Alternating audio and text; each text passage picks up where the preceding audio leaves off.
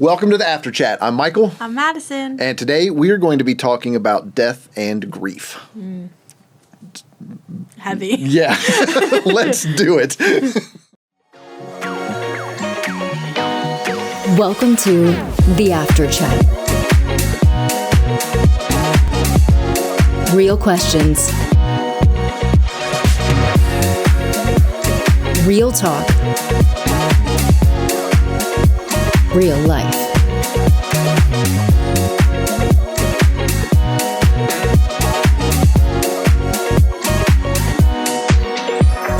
What do you compliment people on the most? Probably their hair. Yeah. I'm sorry, I can't compliment you on yours. I mean, you can still say, well, your scalp. You put effort into it. Yeah, I mean, you can say your scalp looks clean. Yeah. Or that suits you well. that would be such a bizarre thing to say to someone, though. Your scalp looks fantastic. Yeah, no, usually if I'm out in public meandering around and I see a girl that looks cool and I want to make her smile, usually it's her hair. Okay. I love complimenting hair. Rando strangers. Oh, yeah. Okay. Yeah, that's I think that's a girl thing that girls, aren't threatened by random girls coming up and complimenting them. If a man did it, no, thank you. But other girls, it's fine. Okay. All right. Probably sneakers. Okay. I have a pretty good sized collection of sneakers, and so I always notice those about I always notice what people are wearing on their feet, and so if I see a unique colorway on a pair of sneakers that I haven't really seen before, I'll typically say something about that. I have a pretty good relationship with one person up at Walmart, one of the employees there. Mm-hmm. He's one of the, one of the employees, and he's usually there near the doors, near the entrance and exit. And he has a very impressive sneaker collection as well. So whenever I saw him wearing a pair of Griffies one day, I haven't seen those in forever, and I was like, that is a really awesome pair of Griffies that you got on. And so that started this thing where anytime we see each other, we always scope out each other's shoes. I love that. And so that's a fun one. That's really precious. Well, thank you. Precious. Sweet. All right, what's the saddest movie you've ever seen or book you've ever read? Old Yeller. Oh. Most deaf. Saddest book. Still emotional trauma from being a young boy. Man. Watching that, and I made sure to pass that on to my children. I was like, gather around, we're gonna watch Old Yeller. And did you give them a heads up? Nope, we all cried at the end. Okay. And so yeah, you gotta, no spoilers going into Old Yeller. You have to experience that as intended. So yeah, Old Yeller, most deaf. Okay. Book. I mean, the first part of The Shack was really, really sad. I haven't read it, but I've heard it is. Yeah, that. I'm not going to spoil that for anybody. But, yes. Okay. The camping thing, the whole deal, all of that. Very sad. I would say the saddest movie I've ever seen, I think that it's called A Walk to Remember. Who's in? Let me search it real quick. It's, I think it's a, yeah. Yeah. Okay. It's a romance drama. I don't know who the lead guy. I don't recognize him. His name is Shane West. I don't recognize him. Mandy Moore. Yeah, he was in a show called Salem about the witch trials and whatnot. Well, Mandy Moore, I love her, and when I was in middle school or very early high school, I went to a friend's house. And she put this movie on and gave me zero heads up about what the movie is about. And you find out, I'm just going to spoil, this movie came out in 2002. Go for it. I'm going to spoil it. If you haven't seen it by now, sorry. Yeah. But you make it through the whole movie and they fall in love and it's adorable. And then you find out in the second half that she has cancer and she passes away. And it's really sad. And they get married so that she can kind of check that off of her bucket list. And I was sobbing. I had no idea. And I was so mad, too. I was like, how could you put this on? Because I don't like sad movies. And then for saddest book, I would say Do you know about American Girl dolls? Yes, my girls had a sizable collection of Did they those. have like the historical ones? Yes. Okay, so I had, at one point in my childhood, someone had given my sister and I our own American Girl dolls, and it was very sweet of them. I got Kirsten, which is the one who is adventuring along the trail in America going further west, and her best friend dies in the first book. Oh, wow. And it's like a book for kids, and it was sad enough. I remember reading it in my room sobbing, and I was like, what the heck is this? I was so mad about it, but that, yeah, for sure. I think that one caught me off guard too, so it's worse when I get caught off guard, apparently. I mean, if you can brace yourself for it. Yeah. Like, I mean, if I'd told if I knew going in that Old Yeller was going to die at the Yeah. end, like, I probably wouldn't have, like, imagined owning the dog. Yeah. Like, I like spoilers. I like if it's a I like certain spoilers. If there is emotional turmoil in the movie or book, I want to have a heads up about it because I don't like the work of having to go through those emotions. I think, and also if you can imagine yourself in the place. Yeah. Like, I think that's what got me so. I mean, I'd heard about the shack, but only like some of the controversy surrounding it amongst, within the Big C church. Yeah. And like the depiction of God and everything in it. And so when I didn't like know really anything else about the book other than that. And so whenever I'm reading it, like at the beginning, I'm imagining, me and my girls going out camping and looking on the things and doing all the fun stuff. And then, spoiler, like, I mean, it's been out for a while. Yeah. Like she gets kidnapped and unalived and all the things. Oh. And so like, you're just like, like That's awful. I didn't see that coming. Dang. Like that wasn't on the book jacket. Yeah. So, yes. Yikes. All right. So, tough turn. So, a child's pet dies. How do you break the news to them? I've never been a parent before. Yeah. So, I have no idea what how I would would you do it? What do you think you would do? And then I'll tell you what I've done because I've done this several times. I guess I would have them move to a space where they feel comfortable and quiet, and I would just very gently explain, especially I think it's different if they don't understand what dying is versus if they understand and you just have to break the news to them.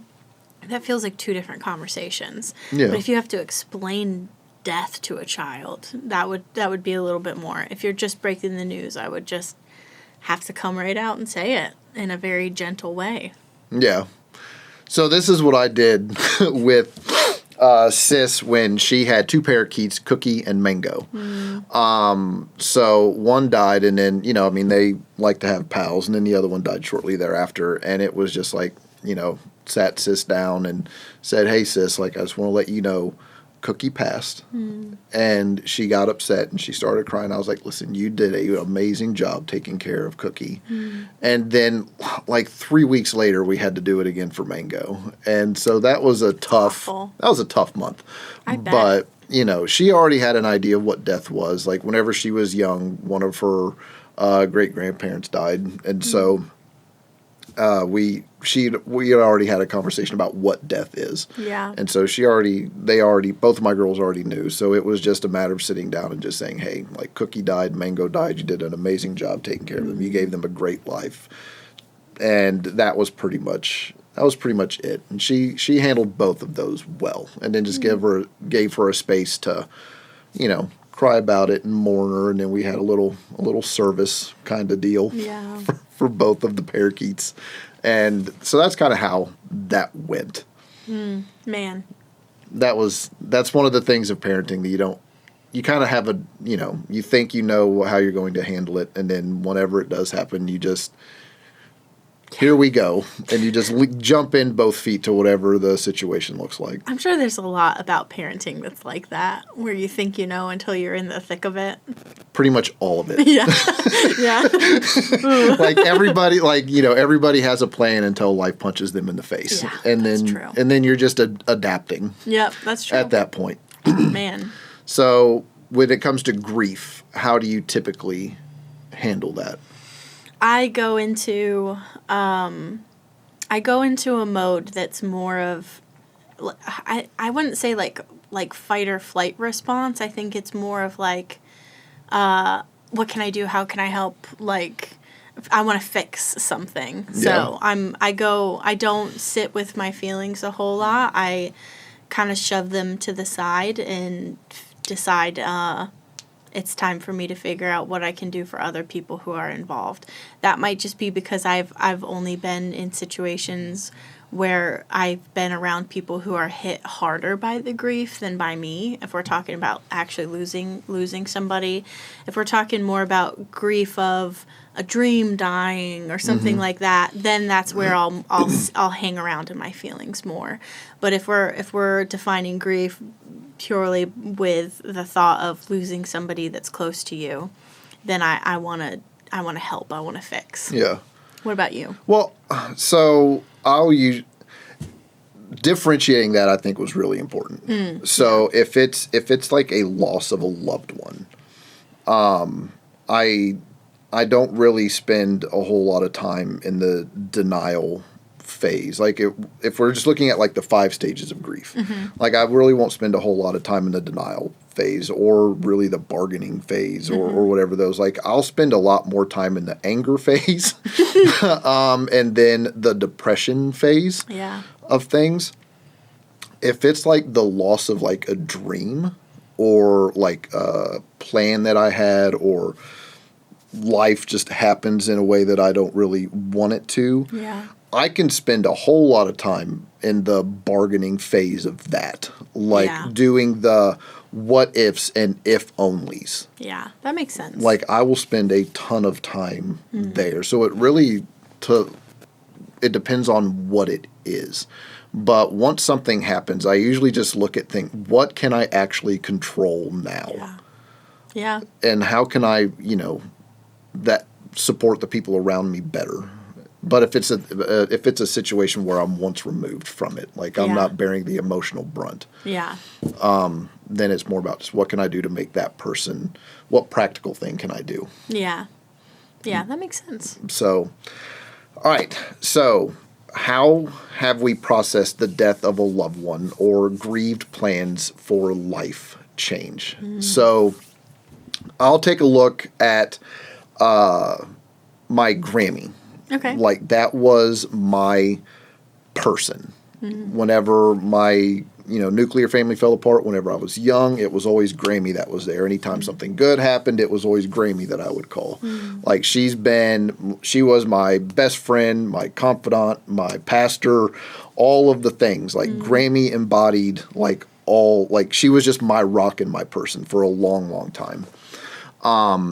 So just to kind of put it in a little bit of the 5 stages of grief, like the initial reaction was kind of like it wasn't real. Like there was a little bit of denial there. Like Grammy's always there. Yeah. Like she's always been there my whole life. That just didn't really feel real to me, that I couldn't just pick up the phone and call the number that had been the same number ever since I was a little boy. Like that was the first phone number I memorized and knew. So that didn't feel real. Even after the funeral, whenever I went home for that, that didn't really feel real either. It wasn't until later, whenever I first went to make a phone call to her, because like I would always call her on Sundays. And so after I got back and did all the things on my way home, like I instinctively just picked up my phone because that was just what I would do on Sundays. That's whenever it first became real. And it just continued to sink in anytime something would happen with the girls where I would just naturally want to call her and she wasn't there. Those were all the things that really made it like sink in that she wasn't going to be there. And every single time one of those things happened, it was just anger. I bet.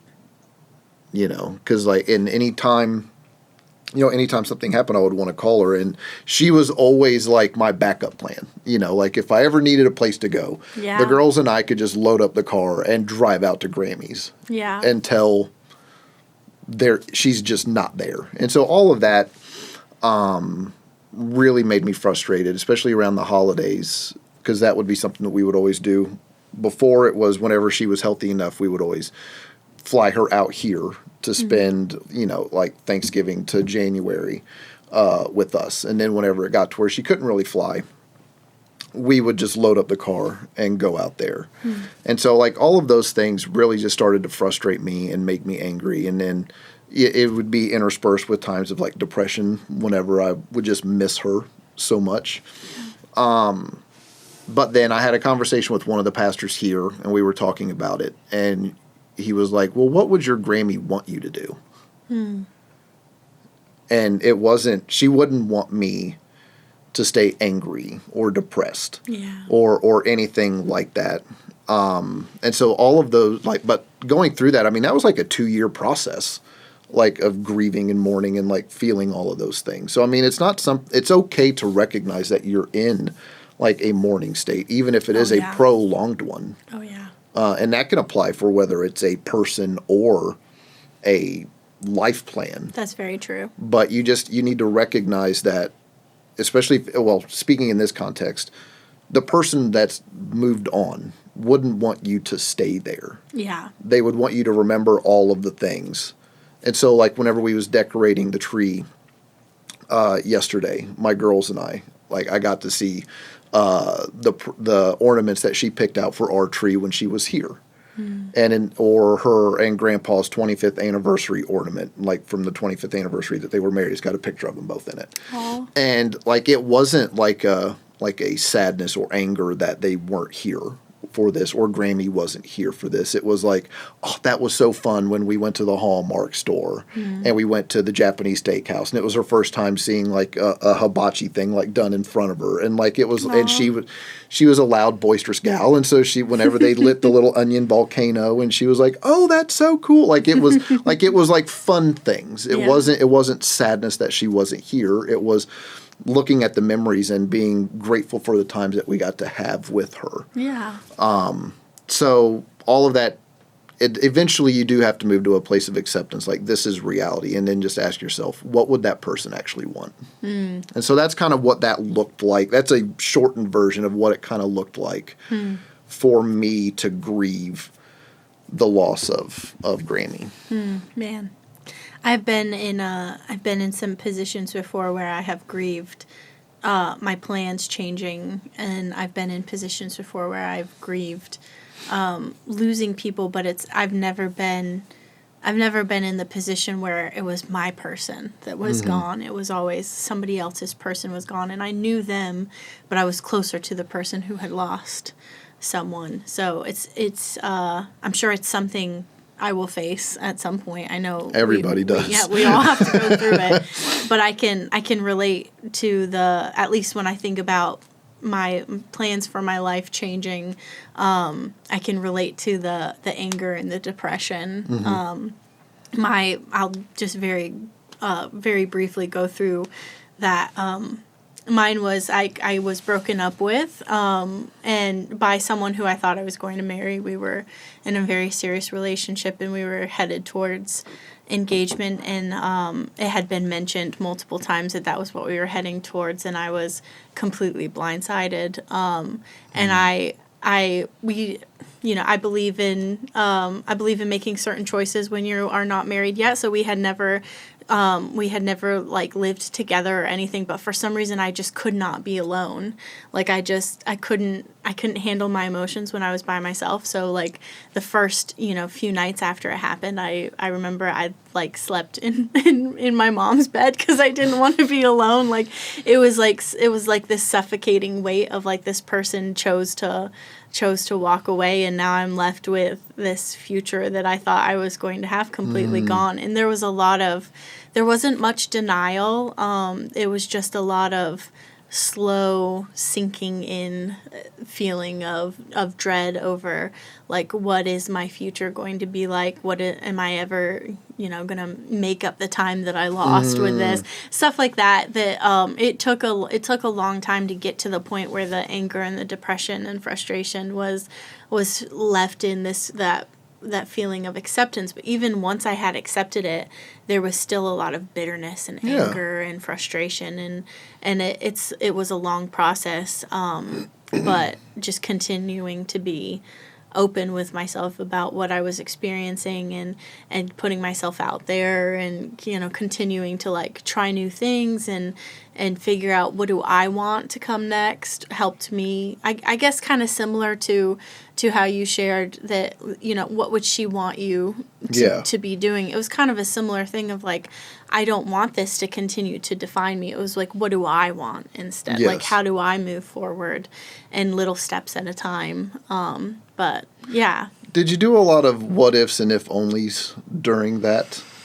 I mean, 'cause I think it's helpful to not think, like, if a lot of people think of, like, the 5 stages of grief as like a straight line. Yeah. And you bounce around all of them, and some of them you don't really go through. Like, the bargaining part, I didn't do any of that with Grammy, but for life changes, like I mentioned earlier, like, I could spend a whole lot of time, if only I hadn't volunteered to go overseas, I wouldn't have got flesh-eating disease. Yeah. And I mean, like, all of those things. So whenever you were grieving, like, that change in your life and your plans and what you had, was there one area where you constantly found yourself bouncing back to?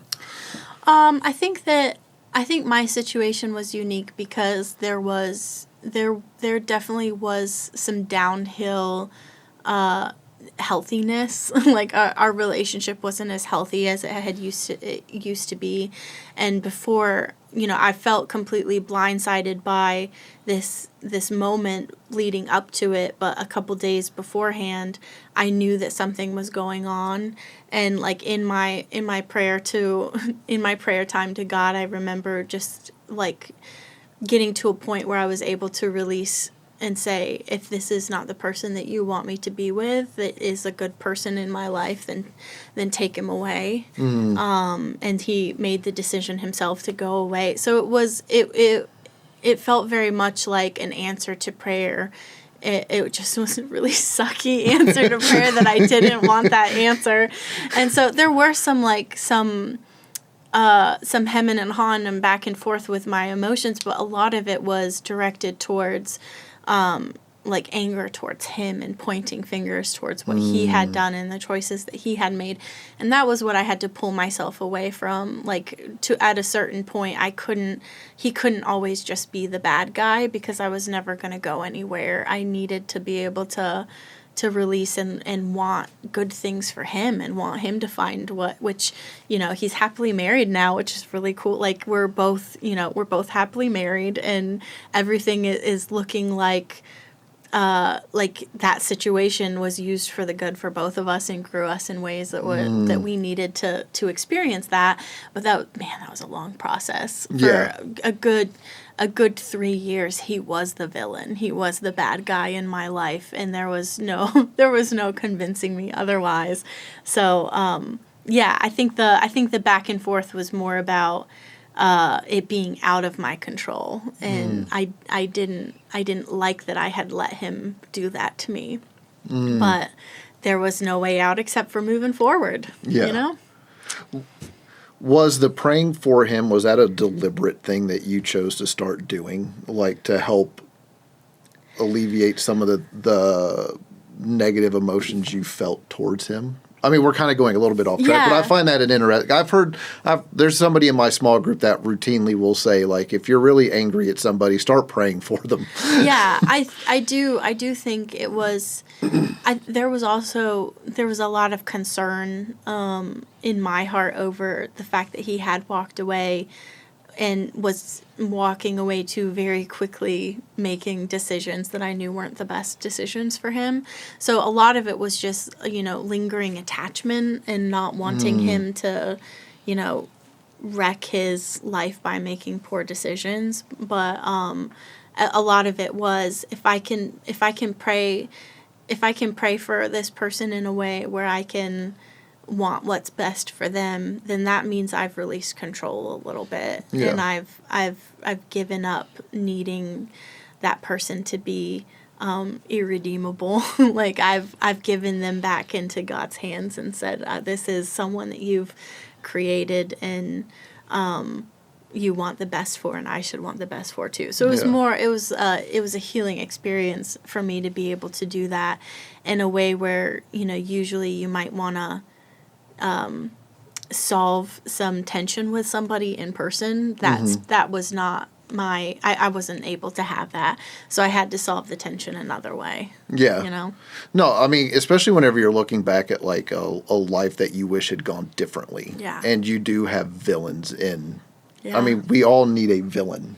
Like, because not everything can always just be our fault. Right. Like, a lot of things are, but like not everything is. Like, there are things that have happened to us by other people. Yeah. And so one of the ways to really get over that, especially if you're grieving a life that you wish had gone differently, is to begin praying for the people that you feel harmed you in some way. Like, that can be a very healthy part of the grieving process. Yeah. One of the things that I had to do whenever, I've mentioned it before, like the summer of squashing beef, was like reconcile some relationships that I had in my family. Yeah. And one of the ways that I did that was removing like the various titles that those people have in family, like mom or dad or brother or sister or cousin or whatever they have, and look at them not as those things, but as other people that God created that are wonderfully and fearfully made in the image of God, because we always we love that, ascribing that to us. We sure do. But we don't always want to ascribe that to others, especially if it's somebody that has hurt us in some sort of way. And then begin to praying for them, to see them as God sees them, and then to pray that they get all of the things that God wishes for them. And and it's a way of detaching and putting it back in God's control. And it can also, you begin to look at them as just broken people living in a broken world, just like you are. Yeah. I mean, we got a little off topic, but I found that I think it still applies. Yeah. Whenever you're grieving.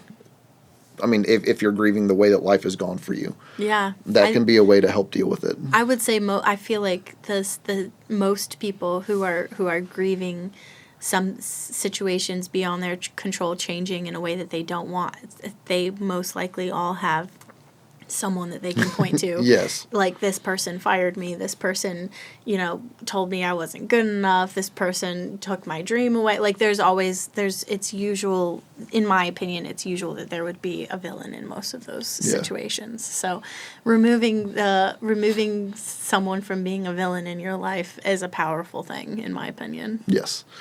So, where do we go from here?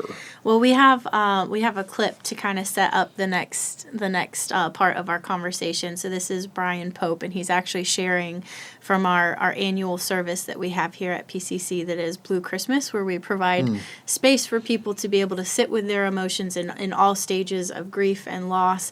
And he's got some really powerful words to share with us.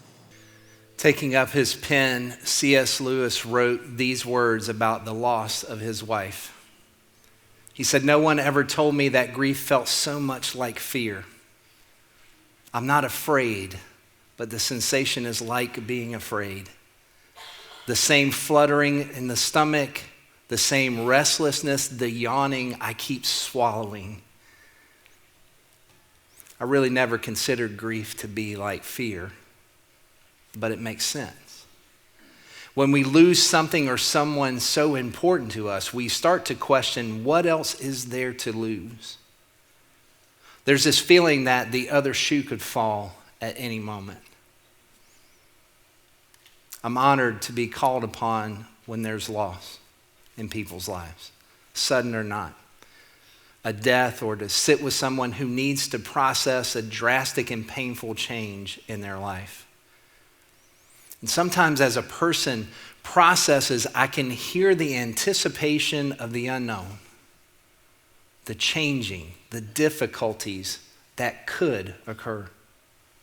It's not fear, but it feels like it. The trouble and hurt that we endure is similar. The psalmist wrote about that grief and uncertainty. In our despair, these words that we heard, we cry out, wishing for something to relieve our pain.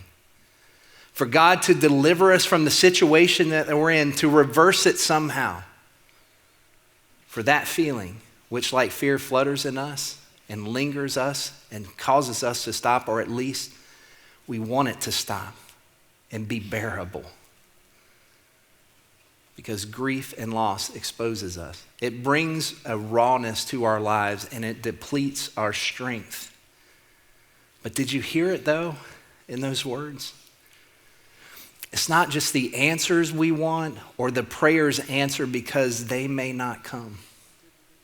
It's the presence of God that we need, the refuge in his strength. I really liked what Pope said there about fear and grief eliciting the same physical response. Yeah. And one of the psalms that he does reference in that clip, and if you've not watched that service, we'll have the link to it in the show notes. I would encourage you to go and spend some time in it. Yeah. Psalm 46, 1-3. God is our refuge and strength and ever-present help in trouble. Therefore we will not fear, though the earth give way and the mountains fall into the heart of the sea, though its waters roar and foam and the mountains quake with their surging. Whenever you're grieving something, whether it's a change in your life that is quick and sudden and feels like the earth has given way, or the mountains have fallen into the heart of the sea, or the mountains quake with their surging. A lifestyle change can feel like that, whether you're grieving at the end of a marriage can feel like that. The sudden loss of a loved one can feel like that. An unexpected medical diagnosis can feel like that. Yeah. It's where do I go from here? I'm going into the great unknown, something I had never planned for, something I never expected. They can all make you feel the same way. And it might not always feel like in those moments that God is a place of refuge. Yeah. There's another C.S. Lewis quote that comes from the Screw Tape Letters, where you read, coming from the perspective of a demon, where they're trying to lead people astray, and he says something to the effect of, whenever a follower of him looks around upon a universe, sees no evidence of him, and feels forsaken, our cause is no more trouble when they look around, see those things, and yet still continue to obey. I love that. And that's a rough paraphrasing, but that's the gist of what he was getting at. And God is there in that. You might not feel him, you might not see him. Whenever you look around, you're going to be thinking to yourself, why am I forsaken? Why am I going through these things? But if you still seek to obey, you will find comfort and peace in there. And sometimes we're called upon to be the voice of God and the presence of God in those situations. Yeah. And Madison is going to tackle that a little bit here in a second. But one of the things that you can do to keep to help keep your head about you and your senses about you, and this has been helpful for me, especially whenever my marriage fell apart, whenever all of that happened. One of the things that I did, and I still do, is I will talk out loud to God. I'll get in my car, I'll go to my room, and I will tell God everything that God is a big God. He can handle your raw emotion. Yep. He can handle your raw emotion. And I would say, God, I am angry and I am ticked off about X, about Y, about Z. I am feeling this. I am frustrated about that. I'm angry about this. I'm sad about this. And it does something for you whenever you take what it is you're feeling and get it outside of you. Yeah. Jesus invites us to cast all of our anxieties and our worries onto him because he cares for us. Yeah. And so that is something that you can do. And in those moments, even whenever I was looking at my circumstances and not seeing where God was, I was able to get those things out of me and cast them onto him because he invites us to, because he cares for us. And in that way, he very much was my refuge in those moments. That's beautiful. And so if you're going through something, that is something that can be helpful for you. But if you're not going through something, but somebody that you know is, we also have some things that you can do to be that presence. Because we are told in Galatians chapter 6, verse 2, to carry each other's burdens. And in this way, you will fulfill the law of Christ, which is to love God and to love others. I love that. It's such a beautiful opportunity to get to be the hands and feet of Jesus in the middle of something that is so heavy and hard. I've been through I've been through being the main support for somebody who's grieving the loss of a parent. I've been in multiple situations where I've been just part of a support network that is helping lots and lots of people, process a grief, whether it's in a memorial service or after the memorial service. I've been surrounded by mourning people so much. I've gotten really comfortable with it, but that is not necessarily the case for everyone. So I had a couple things that I've learned over the years that has helped me find my footing when somebody's going through something that's really hard. So the first thing that I would recommend is anticipating practical needs for people. If you just lost your mom, you don't want 20 people to text you and ask you, what do you need? You just need it to show up. Now, we want to respect people's boundaries, obviously, but there are things that everybody has to do. Everybody needs clean clothes. Everybody needs food. Everybody needs their bills paid. Everybody needs emotional support of some kind. So just showing up and doing it without having to ask is a powerful thing to be able to offer somebody. The second thing I would recommend is don't be afraid to talk about what they are grieving. They might want to talk about it themselves, but they don't want to pour their heaviness onto other people. So you can just name it. And I've done this with people before. I've said, do you want to talk about it? Do you need to process something, or are we in a talking about it mood, or are we in a not talking about it mood?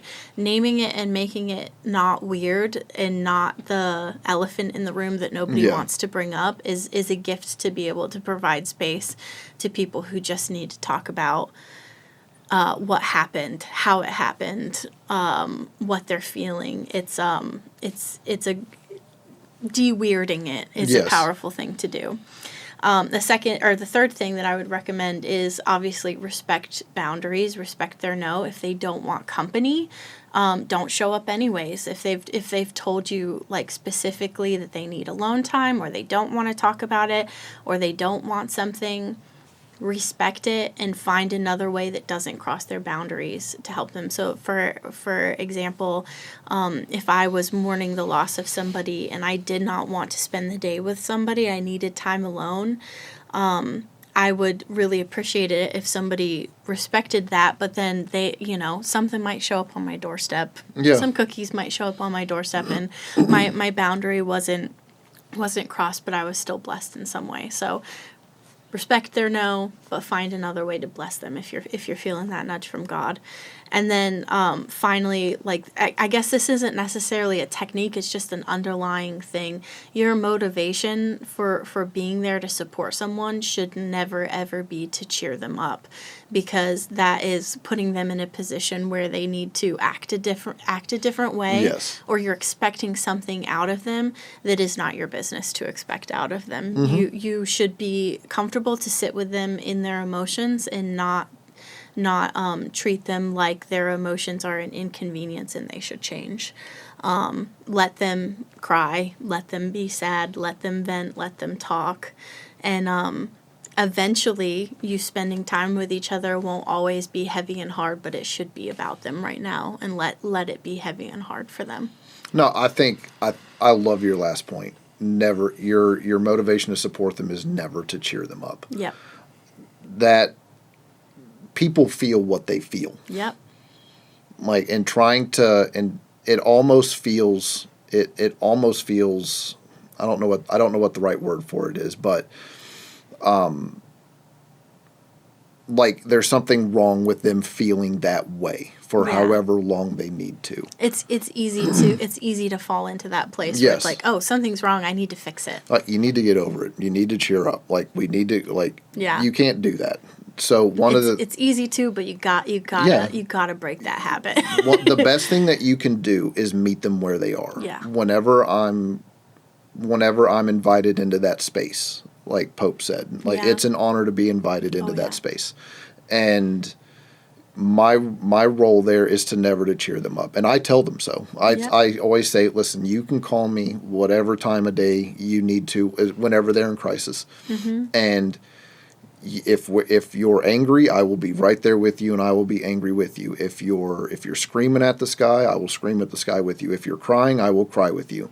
Mm-hmm. But at some point, we're going to make the turn, Yep. and we're going to see, where is God at here with you? Yeah. Because I wouldn't be a friend or a pastor to you if we just did that and left. Yeah. Like, I just showed up, we shook our fist at the sky, and then I rolled out. Yeah. Like, that's not being a friend. Yeah.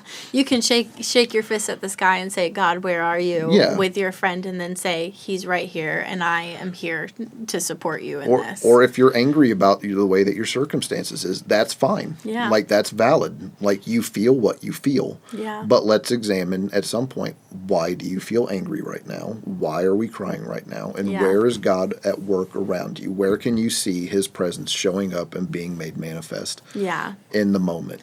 But the difference is there, that motivation is coming from pointing them back to God, Yes. not cheering them up. Yes. Yeah. No, because, I mean, you might find God. You still are going to be angry or Yeah. feel what you feel. Exactly. Like Yep. your circumstances are still the same, and you're not telling them that they're wrong for feeling the way that they do. Yeah.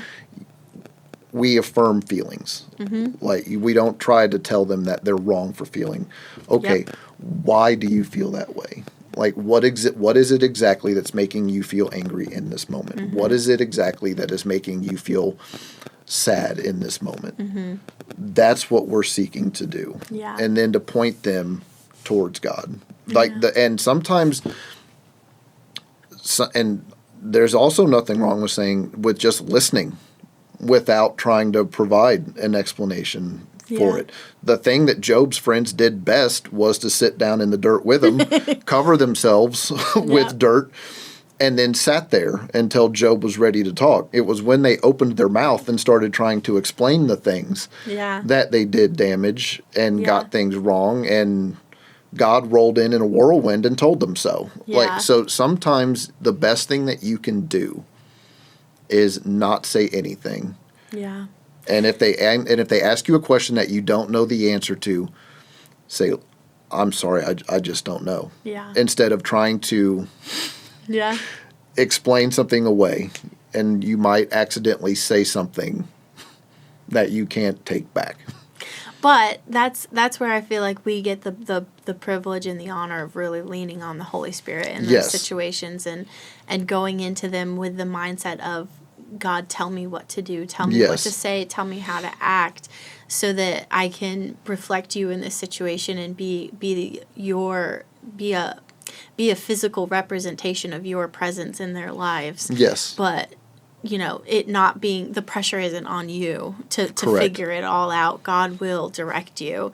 And also, there are lots and lots of pastors here on staff who are always more than willing to break things down and help you figure out how to navigate tough situations like this with other people, whether you're the one grieving or you're the one supporting someone who's grieving. Yes. Yeah. So, what practical go-dos is there out of this conversation? I feel like it depends on if you're actively grieving, then maybe your go-to is raise your hand and ask for some Yes. support, whether it's from people that you know or it's from someone here on staff. And then if you are not in that situation, take a look at your friends and your family and see if there's someone who needs you to show up for them in a way that you haven't done that before. Because chances are, if you have a group of 10 people next to you, chances Somebody's are going through something. one person needs you, and so, at least. Like, life is hard. There's going to be someone in your life that needs support. For the person that's not going through something but knows somebody that is, learn how to be a really good friend. Yeah, which is a Like- lifelong process. Yeah. But it's a beautiful process. And the best thing that you can actually do is show up for somebody. Yeah. If you know that somebody is going through something, show up and just offer an ear to listen. Yeah. And for me, if you're going through something, don't self-isolate. Yeah. Don't find yourself in a headspace where you start to believe that nobody could possibly understand what you're going through. Yeah.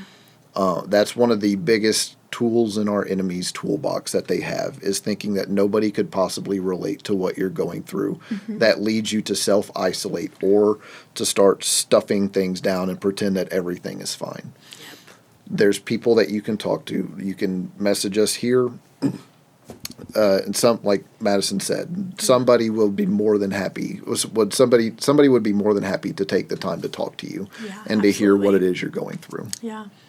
So I thought this was a heavy episode. Yeah, but I hesitate to say I enjoyed the conversation. Yes. But I enjoyed the point that we resolved on, which is back to God and His goodness. I think anytime where we give people, open up the space and give people the opportunity to talk about what they're really struggling with, what they're really going through, I think that is something that is a good thing. Yes, that's even true. if it is a messy thing and something that can cause hurt and frustration and bring up all the negative feelings that so many people try to pretend aren't there. Yeah. I think that is a good thing. Yeah. So, like this content and share it and subscribe to it. And if you do leave us a review, we will send you an After Chat mug. And we will see you back here next week for another episode of the After Chat. Thanks for joining us for The After Chat. If you enjoyed this episode, share it with others, post about it on social media, or leave a rating and review. To be the first to hear our next episode, be sure to hit the subscribe button and get notifications for new content. You can also follow us on social media on Instagram at PCC Wired and Facebook at Passion Community Church. For additional resources and links, check out the description. Thanks again, and we'll see you next time on The After Chat.